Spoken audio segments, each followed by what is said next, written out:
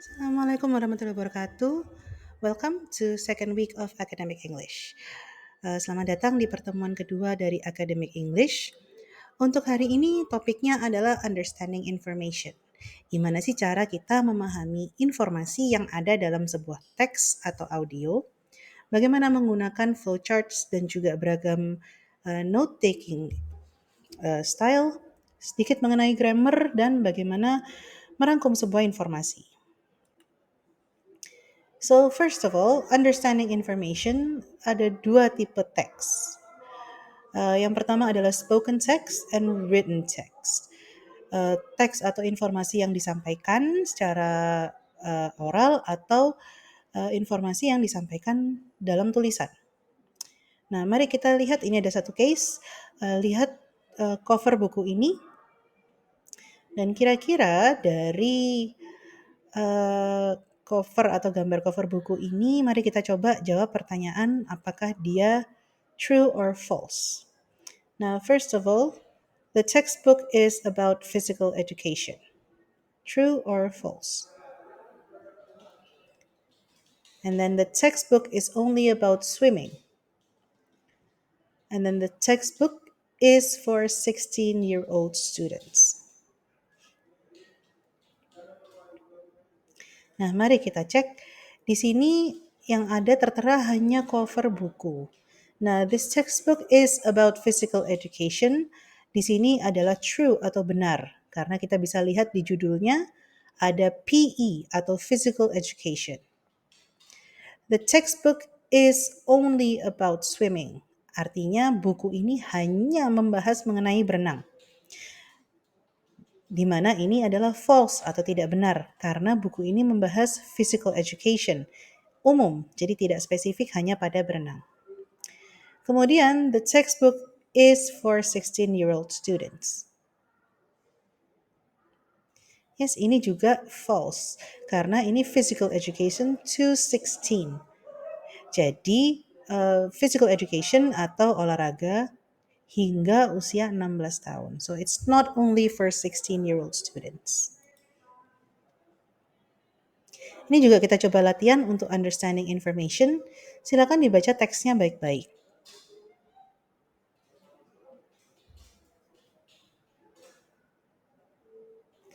Nah, cara kita untuk memahami informasi, apa aja yang bisa kita lakukan? Yang pertama, kita bisa memperhatikan kosakata atau vocabulary-nya.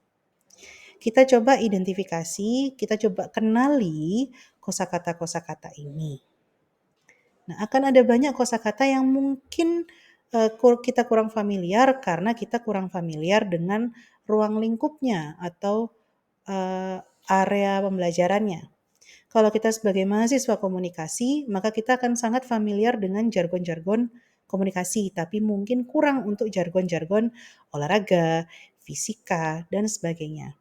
Nah, caranya untuk menentukan kita bisa memahami kata-kata itu dari mana atau ini konteks apa, ya kita melihat vocabulary atau kosakata yang sering digunakan itu apa. Kita gali maknanya, artinya apa kata tersebut. Ketika itu dalam suatu bidang yang spesifik, maka jargon yang biasanya spesifik tersebut akan diulang-ulang. Jadi di ilmu komunikasi kita akan sering menemui istilah komunikator. Komunikator kita pahami artinya itu apa. Kemudian cara kedua untuk understanding information adalah cari main idea-nya, kemudian lakukan note taking. Main idea adalah ide pokok. Ide pokok itu intinya artikel ini atau teks ini itu membahas apa? Apa sih yang mau disampaikan oleh penulis dari teks tersebut? Kalau sudah kita temukan, kita lakukan note taking. Kita catat informasi-informasi penting yang ada dalam naskah teks baik secara tertulis maupun secara audio. Kemudian kita bisa lakukan summarizing. Summarizing itu kita merangkum. Nah, rangkumannya itu dari apa? Dari ide-ide pokok atau konsep-konsep kunci yang ada, kita susun sedemikian rupa hingga menjadi sebuah rangkuman dari sebuah bacaan. Nah, sekarang kita coba cek dari vocabulary and grammars. What is this text about?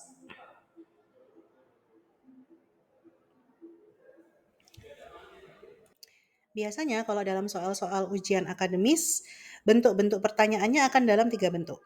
Yang pertama adalah match the pair, atau kita mencocokkan pasangan-pasangan dari kosakata. Kemudian ada forms of verbs, atau bentuk-bentuk dari kata kerja.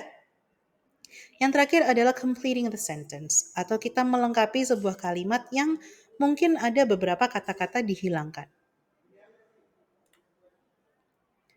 Nah, bagaimana sih caranya kita bisa menentukan bentuk kata kerja yang tepat?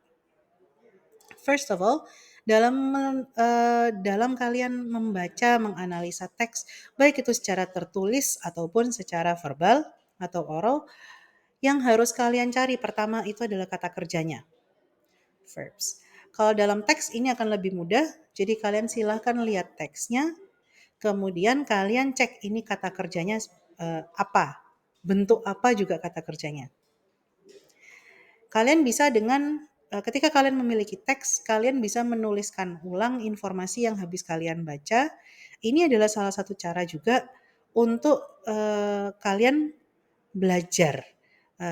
Copying is a good way to learn a new skill. Kalian menulis ulang apa yang kalian baca atau kalian dengar, itu adalah salah satu cara untuk meningkatkan skill kalian serta memudahkan kalian memahami informasi.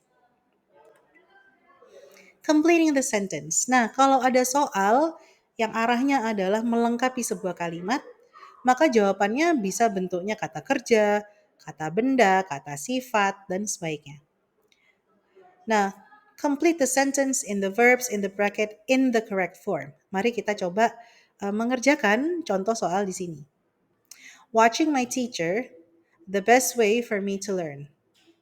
Di sini ada kurung kata be. Jadi artinya jawabannya di sini adalah kata to be atau kata gabung. Bisa is, am, are. Nah, watching my teacher, karena di sini ada informasi be, maka watching my teacher is the best way for me to learn. Nah, ini adalah salah satu contoh bagaimana kita mengerjakan kalimat completing the sentence. Sekarang kita melihat mengenai forms of verbs. Kita berusaha mengidentifikasi bentuk-bentuk kata kerja di sini. Nah, di sini adalah kata kerjanya ini skill. Kayak contoh di kalimat pertama ada learning new skills. You learn new skills. Nah, ada kata-kata skill di sini. Nah, sekarang kita sudah paham bahwa ada kata yang diulang-ulang. Nah, ini berarti kemungkinan besar adalah sebuah kata yang penting dalam bacaan atau teks ini. Jadi kita gunakan skill, kita tulis skill, lalu kita berusaha cari maknanya kata skill ini apa. Dan di sini sudah tertulis skill as a subject, sebagai sebuah subjek, artinya dia adalah an ability, sebuah kemampuan, atau an area of knowledge, atau sebuah area spesifik, ya, ya ilmu spesifik yang dipahami.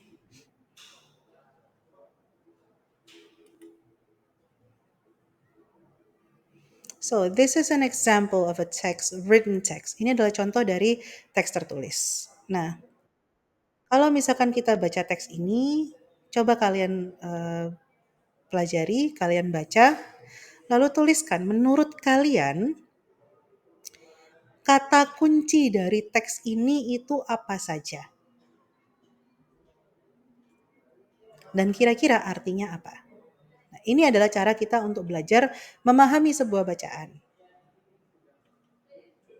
Setelah kita menemukan kata kuncinya, kita akan catat. Nah, cara mencatat apa aja? Di sini ada beberapa note-taking method, ada Cornell method, mind mapping, writing on slides, kemudian ada flowcharts. Nah, writing on slides ini adalah hal yang paling umum dilakukan. Jadi ketika kita memiliki PPT dari materi yang kita baca atau yang kita dapatkan, maka kita akan menambahkan informasi dalam slide-slide tersebut. Kita bisa tuliskan di note, atau kalau slide-nya di print, maka di print dalam bentuk handout, kemudian kita tuliskan informasinya. Terkait dengan Cornell, mind mapping, and flowcharts, ini adalah teknik metode note taking yang cukup umum digunakan namun tidak semua paham bagaimana menggunakannya. Contoh di sini ada Cornell Method. Nah, Cornell Method atau sistem Cornell ini dia membagi catatan menjadi 3 bagian. Jadi bagian utama ini untuk ide-ide yang detil dari sebuah perkuliahan, sebuah seminar atau bacaan. Di bagian kirinya itu kita tuliskan main idea atau kata kunci dan atau kita tuliskan pertanyaan pemandu atau key questions. Jadi kayak guiding questions. Dan di bagian bawahnya ini adalah ringkasan dengan kata-kata kita sendiri. Jadi kita meringkas informasi yang sudah kita dapatkan. Nah, metode Cornell ini sangat efektif khususnya bagi mahasiswa untuk menghadapi ujian. Karena Cornell Method ini memaksa kita untuk mengingat seluruh informasi yang selama ini sudah kita dapatkan. Nah, selain itu di bagian bawah, di bagian summary ini, dia sangat membantu sekali kita untuk melakukan refleksi sehingga pemahaman kita akan suatu materi ini menjadi jauh lebih mendalam. Mind mapping, mind map ini starting point-nya atau dimulainya dari sebuah ide utama yang diletakkan di tengah. Jadi kalau Cornell itu main idea ada di sebelah kiri, tapi untuk mind mapping dia ada di tengah. Nah, dari ide pokok main idea yang ada di tengah itu, kita kemudian membuat cabang-cabang dan subtopik-subtopik dengan menggunakan kata kunci, kita bisa menggunakan gambar. Metode ini sangat membantu kita untuk melihat gambaran besar dari sebuah konsep atau dari sebuah pemikiran. Nah, dia juga membantu sekali mengarahkan kita untuk menemukan relasi antar ide, antar topik dan subtopik. Mind map ini bagus sekali kalau kita gunakan untuk brainstorming. Dia juga bagus sekali kita gunakan untuk menyusun kerangka esai dan untuk kita menyiapkan presentasi. Nah, dengan metode ini kalian itu bisa dengan mudah menghubungkan ide-ide kita dengan lebih kreatif dan lebih mudah untuk mengingat konsep yang sudah kita pelajari. Nah, flowcharts ini sangat digunakan untuk mata kuliah yang berkaitan dengan proses, kayak science experiment atau work project atau struktur organisasi. Karena flowchart ini flow dari kata flow artinya aliran.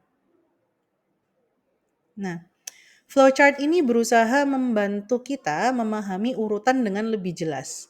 Nah, flowchart ini menggambarkan sebuah proses yang step by step, tahapan demi tahapan dengan menggunakan kotak-kotak, dengan menggunakan panah. Jadi kita ini yang menggunakan flowchart bisa memvisualkan bagaimana sih ide dan tindakan ini saling terhubung. Misal nih, kita bilang ada model komunikasi. Nah, model komunikasi ini akan sangat mudah sekali kita jelaskan melalui flowchart. Nah, summarizing kurang lebih intinya adalah kita merangkum sebuah teks atau sebuah perkuliahan tanpa menghilangkan ide pokoknya.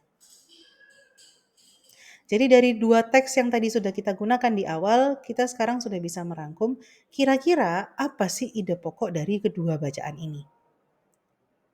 Kedua bacaan ini intinya ide pokoknya adalah bagaimana kita belajar atau mempelajari sebuah skill baru.